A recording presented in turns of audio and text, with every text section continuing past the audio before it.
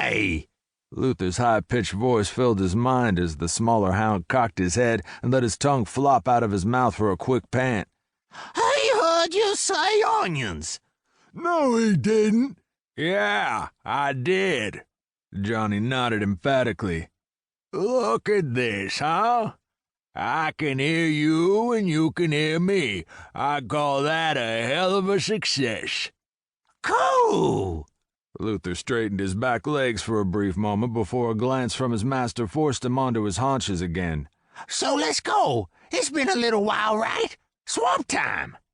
Rex licked his muzzle and uttered a low chuff as he stared at Johnny, waiting for his master to release him from his seat at the edge of the area rug in the living room. Wanna eat? Luther's tail thumped wildly against the rug. I could eat. Do we catch it? I could catch it, too. Hey, chill out. There's an easier way to get what we want now. Rex's droopy eyebrows lifted as he tilted his head at his master. Simply ask him over and over to let us out or feed us until he gives up. Johnny smirked. That's your smart idea? Johnny.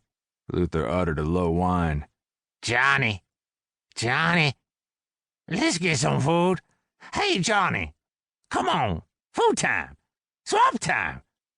The dwarf took 2 steps back and grinned at his hounds. All right. Go on, get. Yes! Luther kicked at the rug as he scrabbled onto his hind legs before he leapt and scrambled toward the dog door at the back of the house. Rex stood hastily and trotted after his brother. Yeah, we'll catch it. Do you want us to bring you something for fun? Not if you eat it first, Johnny called as the dog door clicked shut again after his retreating hounds. A loud coonhound bay rose from behind the cabin, followed by the dog's shouts that diminished as they raced across the yard at the edge of the swamp. It went this way. Get it! Faster! Oh, man, I'm gonna rip his tail off. Nodding in satisfaction, the dwarf ran a hand through his thick, dark auburn hair and turned toward his workshop. That's how you get shit done. Screwman's best friend. I have Dwarf's best hunting dogs and 2 extra pairs of eyes. See if we don't triple the game we bring home after this. He entered the workshop and paused to regard the taxidermized alligator mounted on a well-oiled plank of oak right off the small kitchen. Better than this gator. I want to trade this one out for a 15-footer. At his work table, he stopped and sniffed, smacked his lips against the slight aftertaste of onions, and set to work cleaning up after finishing the translating dog collars. That was part of his #1 rule. Keep it simple. And simple meant cleaning up after himself and everything in its place, no matter how happy he was with the way the collars turned out.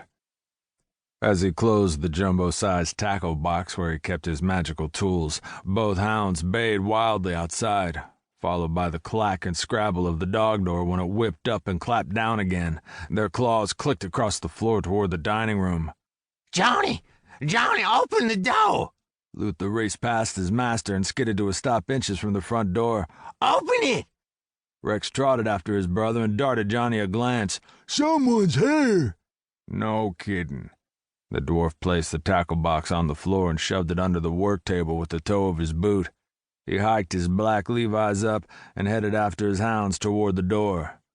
Is it anyone we know? Black SUV, Rex said, stopped behind his brother, and shifted sideways when Luther's tail threatened to whack him in the face. It was blue, Luther added. Black? All right, back away. Johnny trudged toward the front of the house as his hounds retreated, their tails wagging, and he stopped in front of the small square window beside the front door. He swept the plain gray curtain aside to peer outside. Sure enough, a black SUV rolled along the dirt road and stopped in front of the folding lawn chairs at the end of the drive. Black. Johnny frowned at the hounds. Luther, what color are my boots? Blue? Rex stepped sideways again to avoid his brother's tail. They're black. Huh. He snorted and returned his attention to the sliver of window behind the curtain in his hand. The driver's door of the SUV opened and a nondescript man in an equally